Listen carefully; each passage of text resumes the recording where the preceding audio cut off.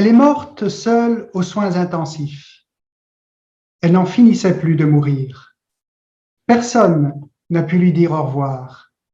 Son corps et son visage étaient décharnés. C'est inhumain de mourir comme ça. Il faut humaniser les soins. Voilà un appel que nous entendons souvent retentir dans le milieu de la santé. Comme si les avancées de la médecine et la modernisation de l'hôpital avaient conduit peut-être à une certaine déshumanisation du soin. Au même moment, dans la société, une revendication se fait entendre à travers l'expression dorénavant consacrée d'un vouloir mourir dans la dignité. Une expression invoquée de toutes parts dans les débats sur la fin de vie et chargée de bien des significations différentes. Je voudrais ce soir, avec vous, ouvrir des pistes de réflexion autour de l'humanisation des soins en fin de vie. Compte tenu du contexte particulier que nous vivons au Canada depuis maintenant quelques années, j'essaierai également de mettre en lien cette question avec les défis que soulève aujourd'hui l'aide médicale à mourir dans les milieux de soins. Au-delà des débats sur l'acceptabilité morale de l'aide médicale à mourir, l'introduction de cette pratique dans l'espace des soins de fin de vie pose de nombreux enjeux éthiques et humains. Elle soulève la question de la manière de mettre en œuvre un soin qui soit humanisant. Depuis plusieurs décennies, les soins palliatifs se sont développés sur l'intuition que la fin de vie peut être humanisée et habitée par un temps encore fécond. Cette expérience des soins palliatifs ne pourrait-elle pas aussi apporter un regard critique sur les conditions de possibilité d'une véritable humanisation des soins en fin de vie? Prodiguer des soins humanisants se trouve être aussi la mission que des institutions de soins religieuses ou séculières se sont données au cours de leur histoire et qu'elles continuent à assumer encore aujourd'hui. Le parcours que je vous propose et que j'emprunterai ce soir vise à prendre un peu de recul par rapport à la question plus immédiate de l'aide médicale à mourir et de l'impasse éthique souvent générée par une demande, afin de pouvoir nous interroger d'abord sur ce que peut vouloir dire aujourd'hui humaniser les soins en fin de vie. Il s'agira aussi d'éviter de réduire la question de l'aide médicale à mourir au seul jugement sur la moralité du geste, en essayant plutôt de mieux comprendre la nature éthique et les sources du malaise que cette nouvelle pratique peut induire aujourd'hui dans l'univers du soin. Je vous propose une réflexion en 5 étapes ou 5 perspectives susceptibles de jeter un éclairage sur les tensions et les enjeux qui surgissent aujourd'hui dans cet espace de la fin de vie. Que peut bien vouloir signifier humaniser les soins? Quels défis cette humanisation des soins rencontre-t-elle dans le contexte contemporain de la fin de vie? À quelle expérience de fragilisation, quelquefois déshumanisante, une personne en fin de vie est-elle confrontée? Que nous apprennent les soins palliatifs sur ce qui peut vraiment humaniser en matière de soins et d'accompagnement en fin de vie? Et enfin, une 5e étape, avec une 5e question, quels enjeux l'aide médicale à mourir, devenue légale, pose-t-elle à cette entreprise d'humanisation des soins de fin de vie? Entamons notre parcours réflexif avec une première question. Que peut bien vouloir signifier humaniser les soins? Je voudrais aborder cette première question par une réflexion un peu plus philosophique, afin de mieux saisir les contours de cette interrogation qui se pose de manière très concrète dans plusieurs milieux de soins. Il me semble important d'approfondir ce que nous pouvons entendre et comprendre à travers cette expression souvent utilisée. 3 éléments sont ici mis en lien, en écho au titre de la présente conférence: humaniser, soins, fin de vie. Alors, qu'est-ce qu'humaniser?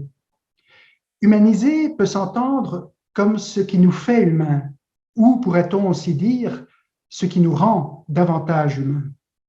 Nous sommes donc conduits à nous questionner sur ce qui nous constitue en tant qu'humains, pas simplement en termes de ce qui distingue l'humanité des autres formes de vie, mais également la manière dont nous assumons notre humanité, à la fois personnellement et collectivement. L'existence humaine étant marquée par une aspiration à l'accomplissement, nous pouvons repérer trois aspects essentiels qui constituent notre humanité et son devenir.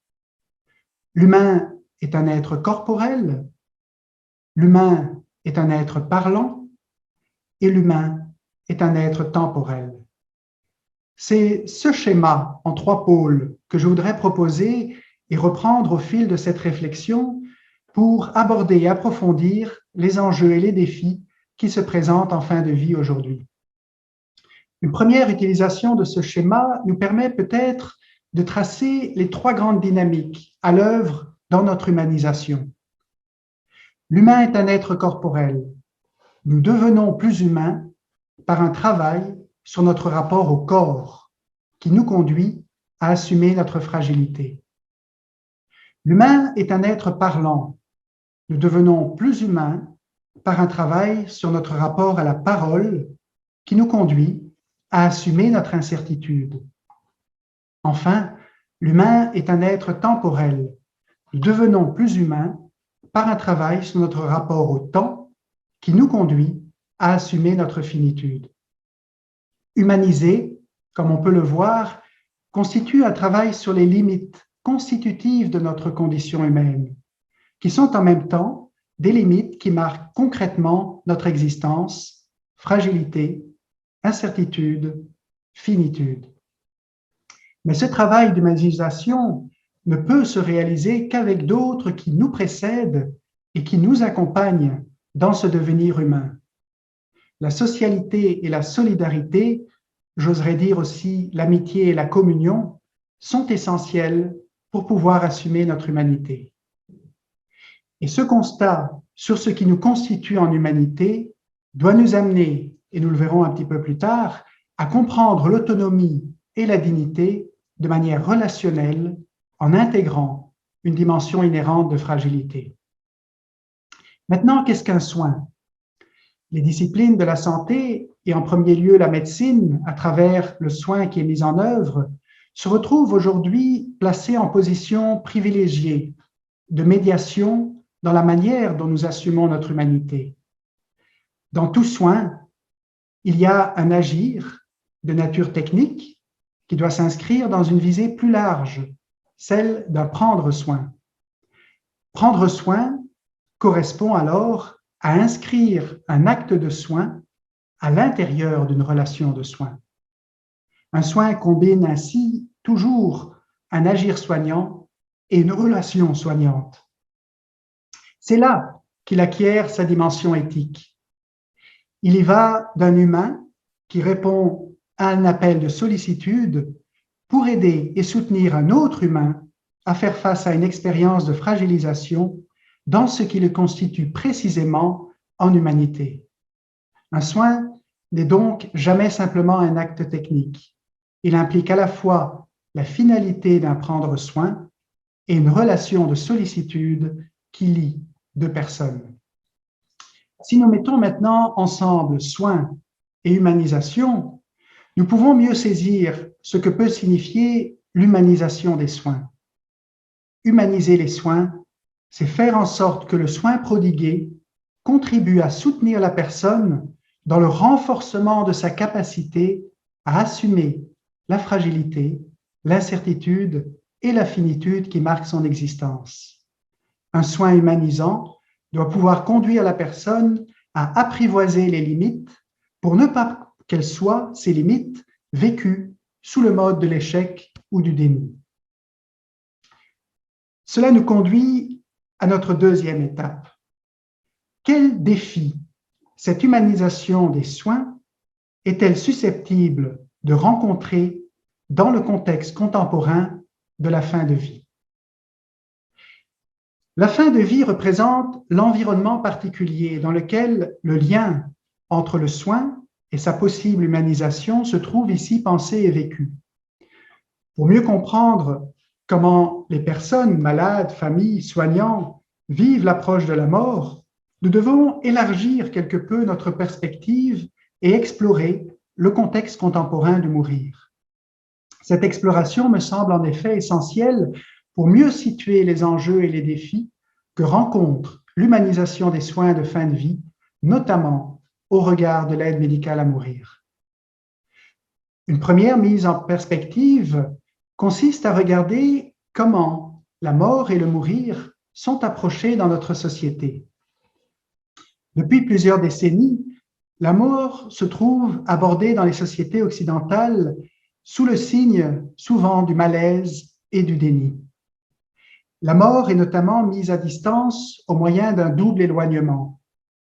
Elle est souvent reléguée loin dans le temps, alors qu'elle a été repoussée suite à l'allongement marqué de l'espérance de vie, ce qui implique souvent que ça prend parfois plusieurs générations pour avoir un contact avec la mort.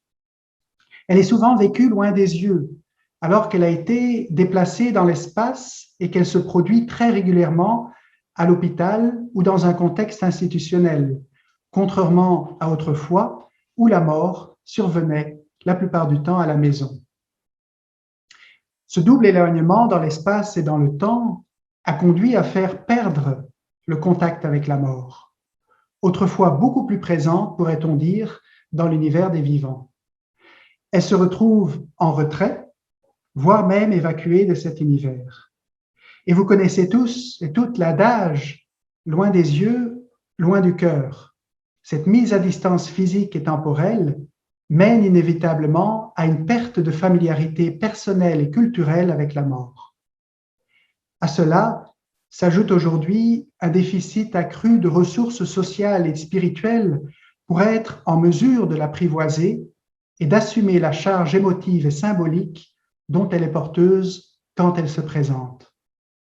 Du coup, quand la mort surgit, nous sommes désemparés, car déshabitués d'y faire face. Elle ressurgit dans l'espace quotidien en entraînant des malaises qui ont tendance à générer des peurs et des réflexes de déni, ou, à l'inverse, mais dans la même logique, des réflexes de contrôle. Cette distanciation, en fait, est renforcée par une entreprise de gestion beaucoup plus grande de la mort et du mourir. Généralement, on en délègue la prise en charge à des professionnels issus du domaine médical, juridique ou même psychologique, et en particulier pour le deuil. Dans cette gestion de la mort, un rôle prépondérant est donné à la médecine. De manière plus générale, nous pouvons constater que le rapport de l'humain à sa finitude, à son être mortel, passe principalement aujourd'hui par un rapport médicalisé à la mort. La médecine est directement sollicitée pour prendre en charge et exercer un certain contrôle sur la mort. En même temps, la mort est davantage inscrite dans le registre de la décision et de l'action, avec une forte tendance à la percevoir comme un échec. Autrement dit, nous mourrons parce que la médecine n'a pas réussi à nous guérir. Ce sentiment d'échec de la médecine devant la mort a d'ailleurs tendance à se reporter sur le temps du mourir. Il génère des peurs en fin de vie, peur de la souffrance, peur de la dépendance, peur de la perte de dignité, peur de l'abandon. Une crainte de mourir, certes, mais surtout une crainte de mal mourir. Dans cette prise en charge médicale peut se repérer une certaine logique de conquête et de maîtrise sur la mort plutôt qu'un effort pour l'apprivoiser ou la réapprivoiser. Son anticipation prochaine conduit à faire perdre toute valeur au temps qui reste. Et cela, je pense, de manière aiguë, pose un défi pour humaniser le temps du mourir. Cette gestion et cette maîtrise du temps ont par ailleurs tendance, et on peut l'observer un peu partout, à s'étendre à toutes les situations de vie fragilisée. C'est dans ce contexte de la médicalisation de la fin de vie que l'aide médicale à mourir s'inscrit.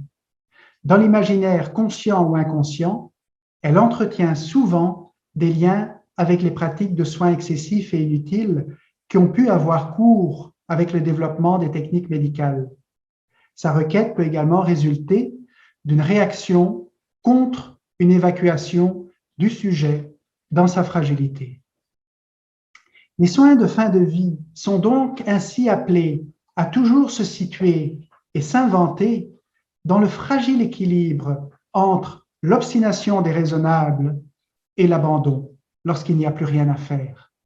Deux attitudes qui sont en soi déshumanisantes. Une deuxième mise en perspective pour comprendre ce contexte contemporain de la mort peut s'appuyer sur l'exploration des contextes sociaux dans lesquels la question de l'aide médicale à mourir a été traitée au cours des 2 dernières décennies. Les expériences étrangères peuvent, je crois, nous apporter un regard critique sur la manière dont cette question est abordée au Canada. Leur examen est également susceptible, peut-être, de mettre en lumière des logiques, souvent implicites, que sa légalisation engendre au sein des milieux de soins en fin de vie. Pour une question de temps, je m'arrêterai à seulement 2 cas. La Belgique, qui a dépénalisé l'euthanasie en 2002, et la France, qui, suite à un débat de société en 2012, a opté pour ne pas dépénaliser ou légaliser l'euthanasie. Du côté de la Belgique, une législation relative à l'euthanasie existe depuis une vingtaine d'années. La loi ne légalise pas l'euthanasie, mais empêche la poursuite judiciaire des acteurs et des demandeurs, moyennant la mise en œuvre de certaines conditions.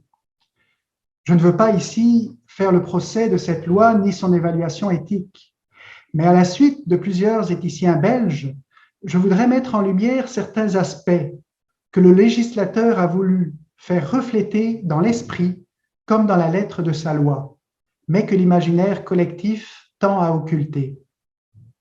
Un premier aspect concerne la terminologie. Le législateur belge a tenu à garder le terme euthanasie pour désigner l'acte de mettre fin à la vie d'un patient à sa demande. Aucune référence directe n'est faite à la philosophie des soins pour désigner cet acte. L'univers médical est impliqué par le fait que c'est à un médecin qui est demandé d'évaluer une demande et de procéder à l'acte d'euthanasie. La loi prévoit cependant un processus très rigoureux dans l'évaluation d'une demande à mourir qui serait formulée par un patient à un médecin. Plusieurs obligations marquent ce processus. Elles ne peuvent être remplies que dans un accompagnement de la demande qui se fait moyennant un dialogue non seulement avec le patient, éventuellement sa famille, mais également avec l'équipe soignante. Le médecin est tenu d'inscrire son accompagnement de la demande dans le temps par des rencontres multiples avec le patient. Il doit arriver avec lui, au terme de ce cheminement, à la conviction qu'il n'y a aucune autre solution raisonnable dans sa situation. L'esprit de la loi belge vise clairement à établir le caractère d'exceptionnalité du recours à cet acte et des conditions pour que son recours ne devienne en aucun cas banalisé ou précipité. Sans nous arrêter à la moralité de l'acte, nous pouvons saisir que l'accompagnement d'une demande par un professionnel de la santé ne peut faire l'impasse d'un dialogue ouvert et inscrit dans la durée. Un éthicien belge, Dominique Jacquemin, appelé à accompagner des équipes de soins souvent déstabilisées par un malaise éthique et par une confrontation de leur foi aux demandes d'euthanasie, leur a proposé de réfléchir à la notion de transgression et à rendre impérative sa nomination afin d'essayer d'appréhender au mieux l'horizon professionnel nouveau que fait émerger ce type de demande. La France, quant à elle, a décidé de prendre une voie différente et offre ainsi, on pourrait dire un peu en contre-jour, un autre éclairage sur la manière dont une société peut approcher les questions de la fin de vie. Au même moment où le Québec était engagé en 2012 dans un processus de consultation publique qui aboutit à la loi sur les soins de fin de vie, légalisant l'aide médicale à mourir, un processus similaire de consultation et de réflexion avait lieu en France. Le rapport recommandait alors de ne pas dépénaliser ou légaliser l'euthanasie. Je voudrais souligner avec vous quelques aspects de ce rapport qui me semblent intéressants pour notre réflexion sur les défis de l'humanisation des soins en fin de vie. Les conclusions du rapport français insistent en particulier sur l'importance de mener une réflexion de fond sur la manière dont la société approche la mort. La question des soins en fin de vie y est abordée en lien avec, d'un côté, le rapport de la société à la mort et de l'autre, les conditions de la prise en charge souvent inadéquates du vieillir et du vivre fragilisé dans la société. Un deuxième aspect souligné est l'importance à accorder à un examen critique des logiques et des tendances qui sont à l'œuvre dans la médecine, qui sont susceptibles d'être déshumanisantes. Cet examen a conduit à souligner l'influence exercée sur la fin de vie par les cultures médicales et sociales, souvent marquées par le souci de performance technique et de rentabilité économique. Il met notamment en évidence l'impact déterminant qu'elles exercent sur les représentations et les pressions autour de la mort et du mourir. Un troisième aspect qui se dégage du rapport est l'insistance sur la primauté qui doit être donnée à la solidarité.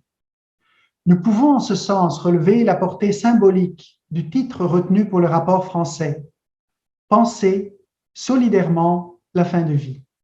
La notion de solidarité prend ici le pas sur celle de dignité qui était celle du titre du rapport québécois.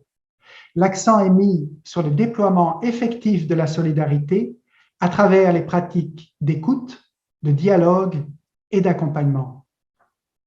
Enfin, le rapport insiste également sur l'importance d'une prise en compte de la fragilité et de la vulnérabilité en contexte de fin de vie.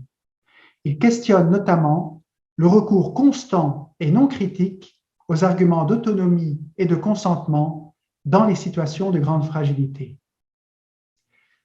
Ce petit détour international par la Belgique et par la France nous permet par contraste de constater qu'au Canada, le débat et l'implantation de l'aide médicale à mourir a suivi une autre trajectoire et a mis de l'avant des arguments différents.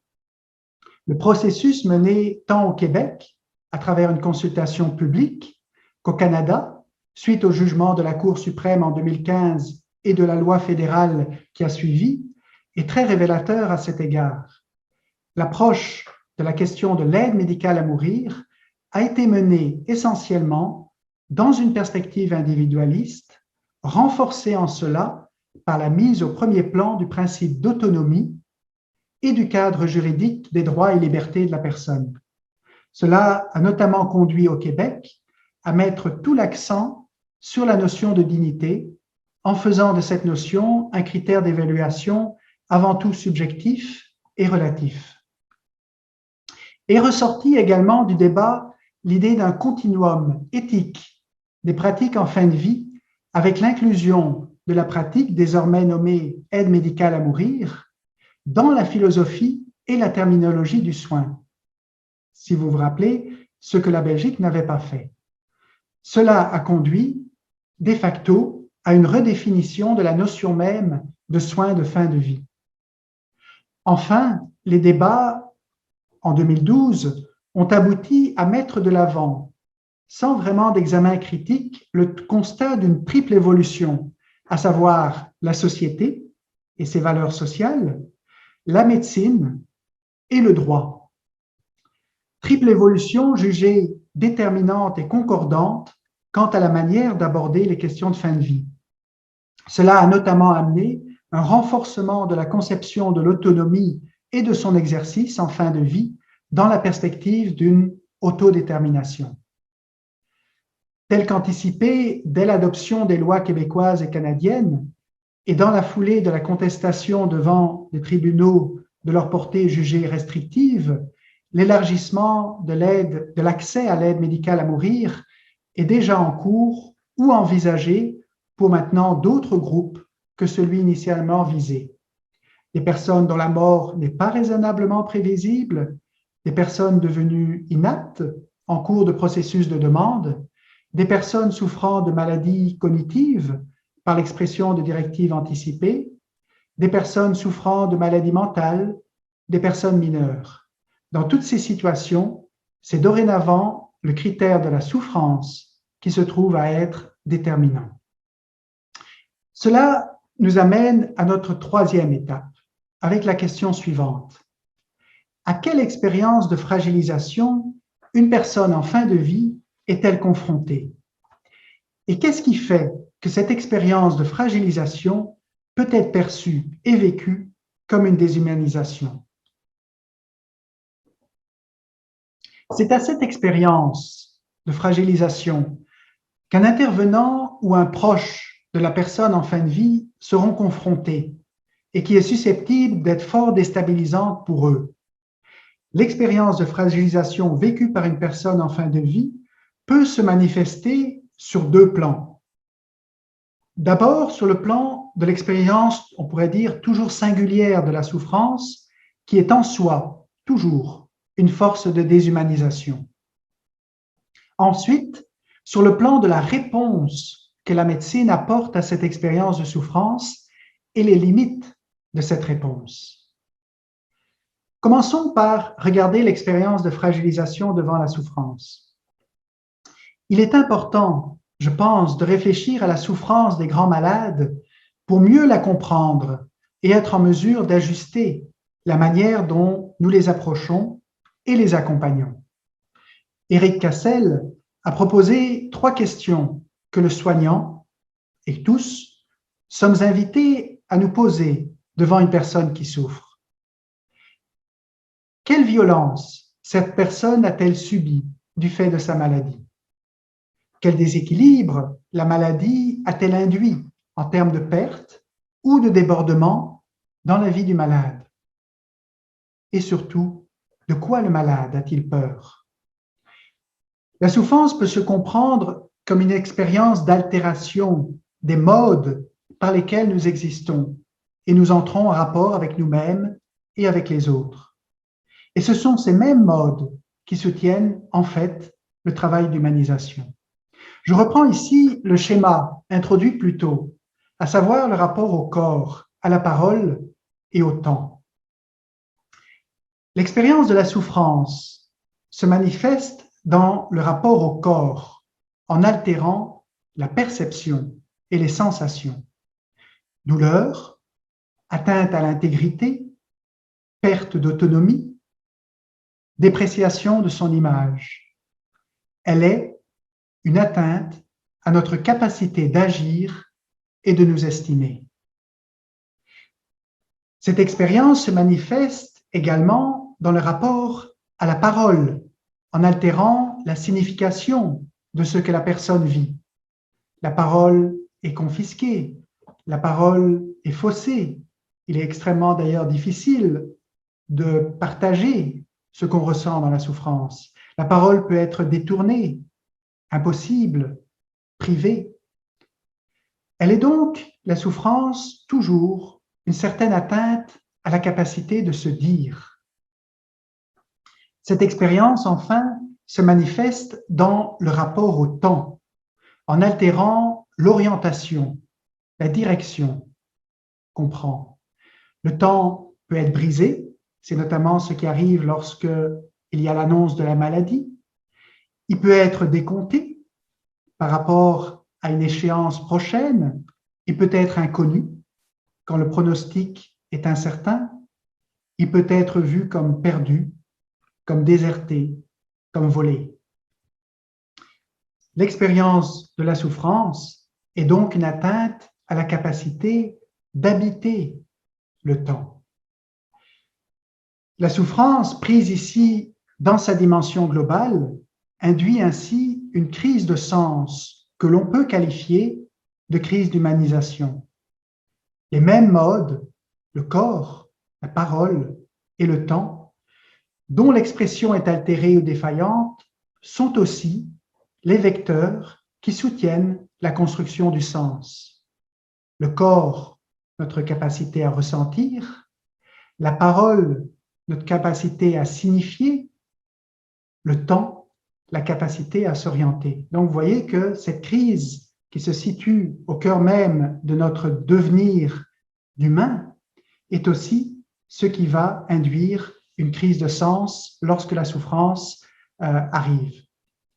Car c'est bien une crise de sens qu'entraîne l'altération de notre capacité de perception par le corps, de signification par la parole et le langage, et d'orientation par rapport au temps. La souffrance altère également la relation à l'autre. Elle entraîne souvent le repli et des peurs, en particulier la peur de la dépendance, qui est un des critères souvent que l'on entend par rapport à la fin de vie.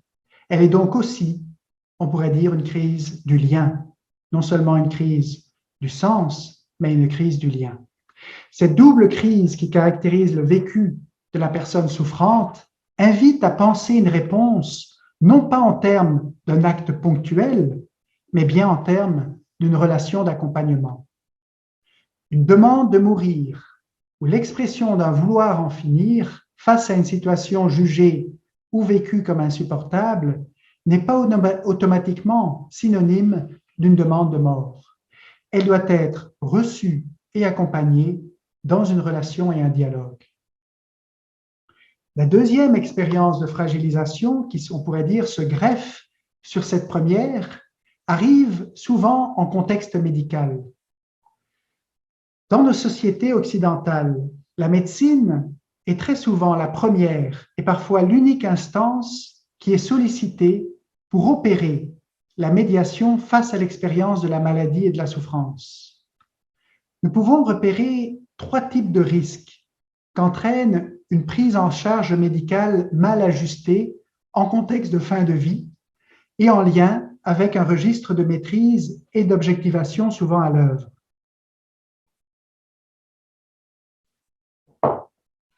Un premier risque, c'est celui de l'usure.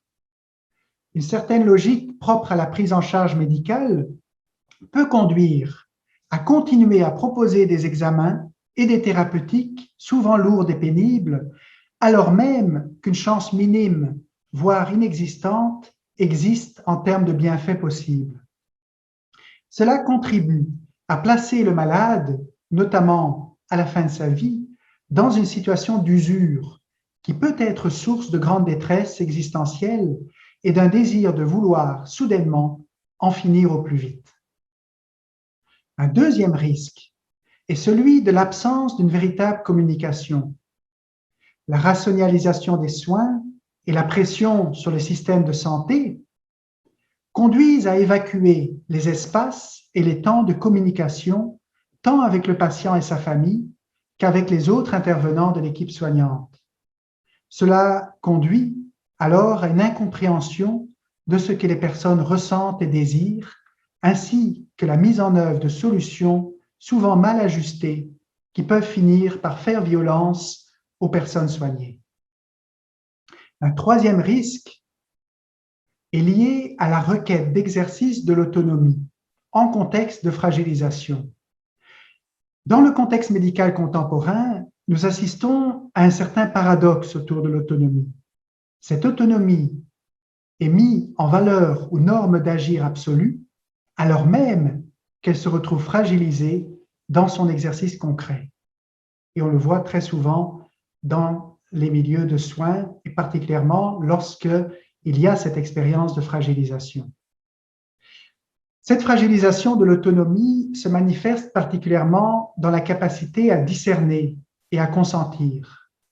Comme le souligne l'éthicienne française Véronique Magron, devenir un sujet capable de délibérer, de vouloir avec constance, suppose non seulement du temps et de l'écoute, mais encore des possibilités intellectuelles, une maturité psychique. Or, la pratique indique bien souvent autre chose. Un refus de savoir, crainte à la fois d'être abandonné trop vite et de subir un acharnement, fluctuation bien compréhensible de la volonté. Fin de citation. Les situations inhumaines existent bel et bien. Mais ne faut-il pas s'interroger sur le fait que nous les avons peut-être rendues inhumaines? Il ne faut pas trop vite les taire par un geste technique qui ne résout en rien les logiques de fond à l'œuvre dans notre manière de vivre ensemble et d'appréhender nos limites qui sont constitutives à notre humanité et à notre dignité. Cela pose de façon impérieuse la question de la solidarité. Je cite à nouveau Véronique Magron, « Une même interrogation doit nous habiter. Comment nos sociétés peuvent-elles devenir capables de proposer une façon de vieillir reposant sur une confiance commune, sur l'assurance que tout un chacun, âgé, dépendant ou semblant perdu, a toujours sa place intégralement dans la communauté des hommes et que nous lui sommes reconnaissants d'être des nôtres. » Fin de citation. Nous arrivons ainsi à notre quatrième et avant-dernière étape de notre parcours. Que nous apprennent les soins palliatifs sur ce qui peut ou pourrait humaniser en matière de soins de fin de vie? Pour approcher les enjeux rencontrés en fin de vie, nous pouvons nous mettre à l'écoute de l'expérience acquise par les soins palliatifs comme étant précisément une entreprise d'humanisation ou de réaction à une certaine déshumanisation vécue dans la fin de vie. Au cours des dernières décennies, ces soins se sont développés et lentement implantés, souvent avec beaucoup de résistance au début, en mettant de l'avant une approche globale de la personne en fin de vie. Cette approche combine une prise en charge optimale des symptômes cliniques et un accompagnement de la personne mourante pour lui assurer confort et réconfort. Un accent tout particulier est mis sur la dimension relationnelle des soins. La médecine palliative, tant par sa philosophie de soins que par son approche, a contribué grandement à humaniser les soins de fin de vie. Les soins palliatifs ne sont d'ailleurs pas d'abord une spécialité ou un soin spécifique, mais ils sont à la base la philosophie même du soin. Ceux qui ont bénéficié de ces soins et ceux qui ont écouté les personnes en train de mourir peuvent nous apprendre ce qui est essentiel pour humaniser la fin de vie, et notamment, premièrement, soulager efficacement les symptômes pour assurer un confort physique, rendre le temps de la fin habitable et l'ouvrir à la possibilité d'être habité par des relations, ouvrir et maintenir dans la mesure du possible un espace de parole partagée. Soigner en fin de vie demande un travail créatif d'ajustement constant à ce que la personne vit. Le philosophe Jean-Yves Leloup écrit en ce sens, et je le cite, « Il n'y a pas d'attitude juste à l'égard d'une personne qui souffre, seulement une attitude qui s'ajuste, qui s'accorde. » Fin des citations. Un tel soin amène à comprendre le soutien de l'autonomie et de la dignité dans une perspective d'abord relationnelle. Une véritable autonomie ne peut naître et se développer qu'en faisant appel à des dépendances solidaires. Elle a besoin d'être soutenue et accompagnée dans son exercice. La dignité, quant à elle, peut d'abord être attestée au sein d'une relation dans le regard et la présence qui la restitue à celui ou celle qui a le sentiment de la perdre. Nous arrivons ainsi à notre dernière étape avec une cinquième et dernière question. Quels enjeux l'aide médicale à mourir pose-t-elle à cette entreprise d'humanisation des soins? Ce que nous avons dit sur les soins palliatifs et sur l'humanisation des soins peut nous donner des points de repère éthiques pour penser l'accueil d'une demande d'aide médicale à mourir. Mais cela devrait également nous conduire à voir comment l'expérience acquise par les soins palliatifs peut interroger de manière critique le recours à l'aide médicale à mourir qui semble sur la voie d'une certaine banalisation et normalisation dans plusieurs milieux de soins et plus généralement dans notre société. Cette réflexion conduit d'abord à mettre en évidence certains risques de déshumanisation que peut induire la pratique précipitée de l'aide médicale à mourir. Le risque de court-circuiter le temps et la parole, condition essentielle de tout accompagnement, du discernement de ce qui peut nous humaniser. Le risque de l'humanisation de la fin de vie, de réduire cette humanisation de la fin de vie à une réponse technique et objectivée qui va évacuer toute dimension symbolique de l'agir humain. Enfin, troisièmement, le risque de normaliser ou de banaliser ce qui doit demeurer de l'ordre d'une transgression en rapport à la requête d'humanisation qui nous est adressée. L'expérience des soins palliatifs et la réflexion sur l'humanisation des soins peuvent également nous guider pour accueillir et accompagner un vouloir mourir. Reprenons pour une dernière fois le schéma utilisé précédemment. Dans le rapport au temps, il s'agira d'accompagner dans un temps habité. Nous nous retrouvons souvent démunis et déstabilisés devant une personne qui va mourir. Rien ne semble aller de soi, ni la présence, ni les attitudes, ni les paroles. C'est un temps éprouvant. Ce temps de la fin de vie est souvent perçu et vécu comme un temps subi, un temps décompté, un temps perdu. Tantôt l'échéance prochaine fait sentir douloureusement son rétrécissement, tantôt l'échéance qui s'allonge le rend pesant. Autrement dit, un temps qui se réifie ou un temps qui s'alourdit et qui ne finit plus. Mais ce temps peut également se révéler et se vivre comme un moment précieux d'humanité. Ceux et celles, et il y en a plusieurs parmi vous, qui ont accompagné une personne en fin de vie, sont nombreux à témoigner de l'étonnante expérience qui peut être vécue auprès du mourant.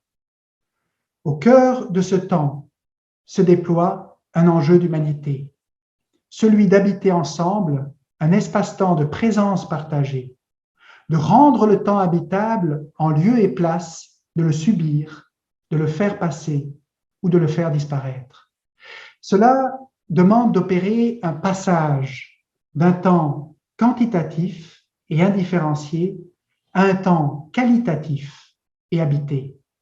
Passage d'un temps, pourrait-on dire, chronométrique, qui décompte les jours et les heures qui restent avant l'échéance, à un temps chronologique, marqué par la poursuite d'un récit de vie encore peuplé d'expériences, de rencontres, de paroles échangées, d'espérances partagées. Autrement dit, de rendre une histoire encore possible et de chercher à donner au temps qui reste de valeur et de goût. Il s'agit bien d'un temps de la fin, certes, mais souvent d'un temps qui peut être encore porteur de vie et quelquefois même d'un surcroît de vie. Les soins palliatifs, à l'origine, se sont mis en place pour des malades du cancer, dont la perspective était de se battre pour guérir, mais à qui, soudain, les médecins n'avaient plus rien à proposer. Traditionnellement, ils se sont ancrés dans l'idée que le travail des soignants est d'aider un patient qui n'était pas préparé à mourir en paix. Pour Cicely Saunders, accepter la mort, c'est accepter qu'elle ne prévient pas et qu'elle échappe à toute maîtrise, alors même que l'existence consiste le plus souvent à essayer de tout contrôler. C'est entrer dans une dimension de mystère. De nombreux patients aujourd'hui se présentent en fin de vie dans une posture différente de celle des patients habituels que les milieux palliatifs ont accueillis depuis leur fondation. La question du pouvoir et la revendication de l'autodétermination sont maintenant centrales. Ils ne veulent pas s'en remettre complètement aux soignants. Ces patients sont souvent dans le contrôle et la maîtrise. Ils ne refusent pas l'accompagnement et le soin. Ils rejettent souvent la philosophie qu'ils craignent qu'on leur impose. Le travail des soignants dans les soins palliatifs aujourd'hui est un travail sur le temps qui demande d'avancer pas à pas dans un dialogue, voire une négociation autour de la possibilité d'offrir aux patients une meilleure qualité de vie. L'enjeu essentiel de ce travail sur le temps est la possibilité pour les malades en fin de vie de trouver du sens au temps qu'il leur reste à vivre, une forme de bien-être qui ne leur rend plus la mort urgente. Cela demande d'être créatif. L'expérience des soins palliatifs montre que la rencontre d'un patient en fin de vie exige un engagement dans des parcours qui sont toujours uniques, adaptatifs et jamais préconçus. Deuxième mode d'accompagnement, le rapport à la parole, accompagné par une parole partagée. Le travail des soins palliatifs consiste à également susciter, organiser et maintenir des occasions de parole entre les uns et les autres. Cela montre l'importance du dialogue avec la personne qui manifeste un désir de mourir et suppose d'aller à la rencontre de l'autre et d'aller sur le terrain de ce qu'il vit et ressent. Tout dialogue s'appuie sur l'accueil et l'écoute. Entrer en dialogue, c'est entendre une parole qui invite à voir de manière différente, à déplacer son regard pour mieux saisir, voire même ressentir la réalité ou la situation dans sa complexité et sa fragilité. Dialoguer implique d'accepter de mettre à l'épreuve sa propre compréhension des choses en empruntant le regard de l'autre et en écoutant ce qu'il a à dire sur une réalité qui le concerne, même si cette réalité doit nous déstabiliser. Un dialogue qui soutient un discernement demande du temps. Cela est d'autant plus nécessaire lorsque la communication porte sur des enjeux difficiles, marqués par l'incertitude, et notamment l'incertitude quant au bien possible à mettre en œuvre. Un dialogue est toujours fragile, c'est pourquoi il a aussi besoin d'être soigné. Troisième et dernier de l'accompagnement, le rapport au corps, accompagné en faisant corps avec la personne qui va mourir. Le trait essentiel de l'accompagnement des personnes qui vont mourir est la reconnaissance de leur expérience de fragilisation qui commande la mise en place d'une hospitalité et d'une solidarité effective avec elles. Ayant dit tout cela, il arrive que des situations exceptionnelles puissent conduire des personnes à envisager le recours à une demande d'aide à mourir comme étant la seule manière de soulager une souffrance intolérable. Il y a un devoir d'humanité d'entendre cette souffrance et de demeurer présent sans jugement de la personne. Il ne s'agit pas là d'être d'accord avec la demande, ni de se compromettre moralement en s'impliquant dans la réponse technique qui pourrait être donnée à cette demande d'aide médicale à mourir. Il s'agit de demeurer présent à ce que vit cette personne. Le trait fondamental de notre humanité, comme nous l'avons vu, est la solidarité effective, établie et maintenue avec une personne qui souffre. Cela appelle de faire corps avec elle. Dans ce corps à corps du soin et de l'accompagnement, la non-absence à l'autre souffrant est la seule promesse qui peut être tenue. Et parfois, tout simplement, maintenue, tenue par la main. En échappant au piège de faire de la mort un espace de déni ou un espace de maîtrise, les soins palliatifs peuvent nous apprendre, comme société, à réapprivoiser le mourir. Car prendre soin d'un mourant, c'est aussi, en fin de compte, soigner la vie et les vivants dans leur propre rapport à la mort. Je vous remercie de votre attention.